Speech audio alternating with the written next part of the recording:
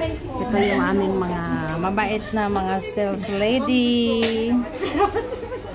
At magaganda. Hi, ma'am! Alam niyo ba? Hello! Hi, ma'am! Ito yung ating Mrs. Philippines organizer. Hi, ma'am! Hello!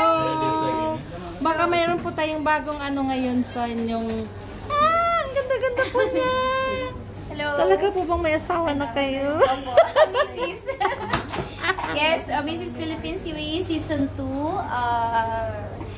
Now, ongoing na po yung screening and online registration. So, it's open for all OFW Filipina all over UAE. You can join the Mrs. Philippines UAE Season 2. At baka isa sa inyo ang mapapalad, tatlo ang mapapalad na maipadadala to compete the international pageant. Mrs. Tourism, Mrs. Universe, and Mrs. Tourism. Wow! So, yung mga mananalo po dito from UAE, papadala natin to represent the Filipino community. Yeah. So, meron na tayong pinadala na nanalo sila. Nag-major title yung ating Mrs. Grand Universe last December. Wow. Nag-title din yung ating Mrs. Tourism at nag-title din ang ating pinadala sa Mrs. Universe, the first runner-up. So, I'm calling again to all the OFW Filipina, married, single mom, mothers, widows, separated.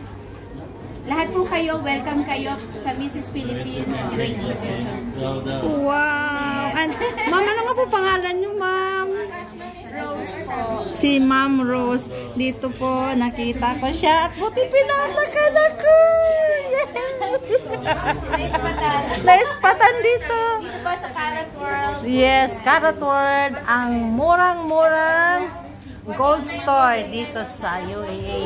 Located po ito sa Al Maraya Mall. Ay, diba? Ang saya, ano, meron akong nakuhang importanteng tao na na-meet ko dito sa Carrot World. Ganon kabisi ang kanilang shop. Maliit lang siya pero matao kasi mura at saka ang isa sa pinakamaganda ay mga kabayan sila. So, nakakatawad ka, nakakasalamuha mo sila, nakakausap ba ng maganda. Yung boss nila andoon kasama nila pero okay lang naman yun. Parang hindi naman nag-ano.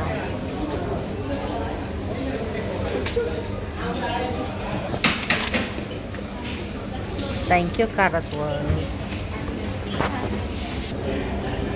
Thank you, thank you. Pati ulit, madam. Yes, I will.